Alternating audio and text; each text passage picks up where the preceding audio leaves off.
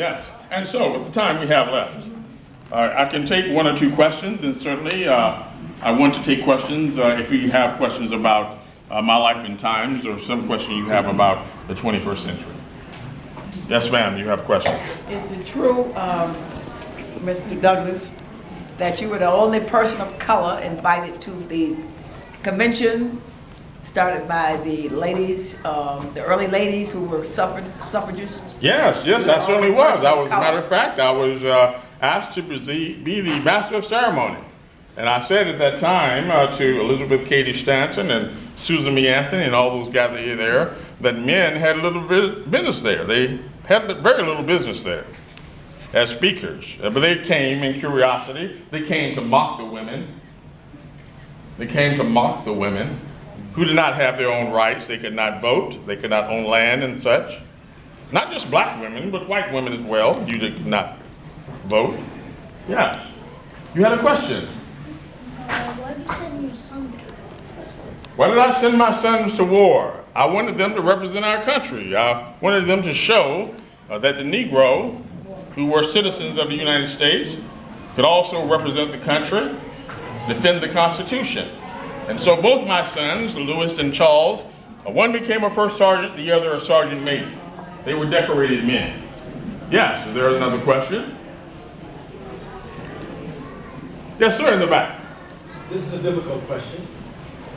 What would Frederick Douglass do today if you were alive, given the current state of affairs, in your opinion? Well, first of all, I wouldn't have to find out what the current state of affairs are, so could you enlighten me?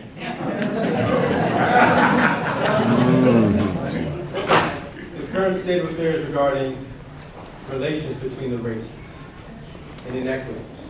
Well, what I see in this 21st century is that you have very few choices as far as your democracy and the party you can espouse to.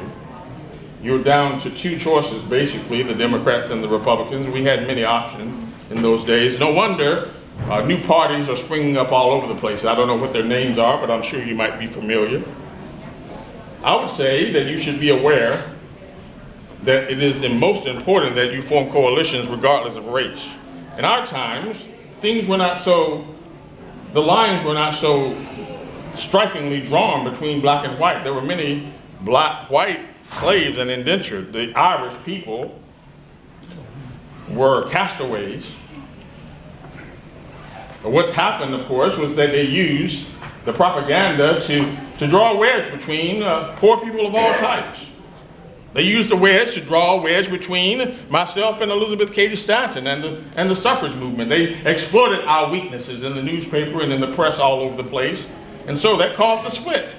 Of course, the women were upset that they had to wait. They had to wait their turn when it came to the 14th Amendment and getting their right to vote.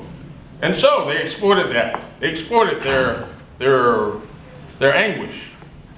They put false stories in the news. They were calling me names out of my character. And so we were flawed people. We fell for that device. And we had a split. And so much was lost in the fact that they were able to divide us just based on race. You see, this country is based on capitalism. Comes before racism. Racism are the tools that we use to keep people from the wealth.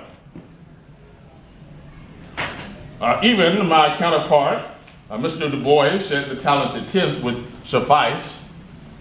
Well, I would say to you this: the talented tenth would all they would let you have. Would they let 100% of the black man be enfranchised in American society? Or are you satisfied with the talented tenth?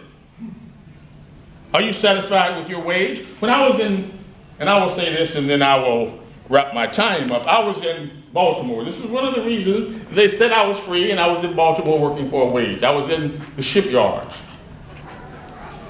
The shipmaster would give me $6. I would have to take it to Mr. All. Mr. All would shave me off slivers, 6 cents. So I would say to you, if you're being told when to work, where to work, for what wage to work, you might not be a slave of any man, but you are still a slave of society. What you want is the full enfranchisement in American society. You want all those obstacles that prevent you from taking your freedoms to be got out of the way. To get out of the way, just give you a chance. Not a handout, because a handout is a hand in. Yes, sir. One last question. Who did your hair? Well, I grew this hair, sir. I was known as the Lion of Anacostia. That's the reason I got that name. I bought my home in Washington, D.C., right across the Anacostia River, and I was able to look out over Washington, D.C. I brought my family there and such. Yes, yes. Well, I understand that our hostess for tonight will allow me to bring Nathan Richardson forward, my understudy, for just a few seconds. Yes. Do I have your permission? Yes, you do. Yes. Woo. Let's thank Mr. Douglas. Yeah.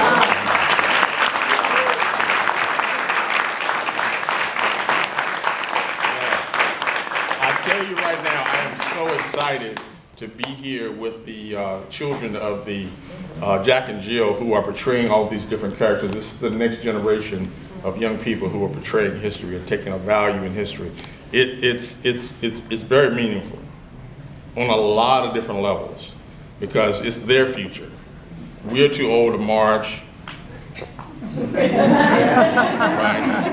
You do need to be signing the petitions though, because they can't sign the petitions, right? But if they want to march, you should be marching. You should be just like they did in the 60s, making them sandwiches and such and making sure they're fed and protected, looking out for the perimeter of what they're doing, if that's you. That's what I'm saying to you. So to the children of the Jack and Jill Foundation, I give my applause.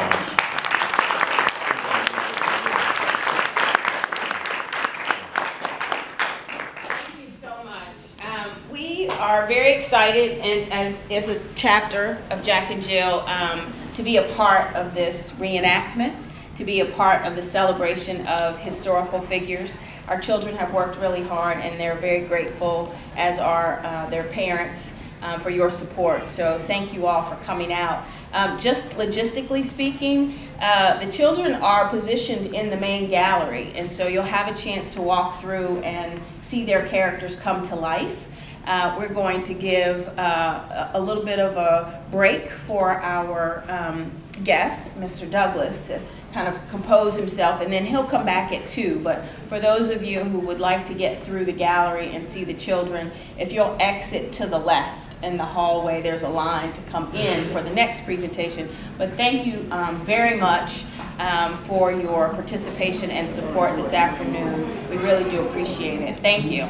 And if you'd like to take a picture with Frederick Douglass, you can certainly do so. I was the most photographed black man in American society in the 19th century. Yes. Hello, young lady. How are you? Yes.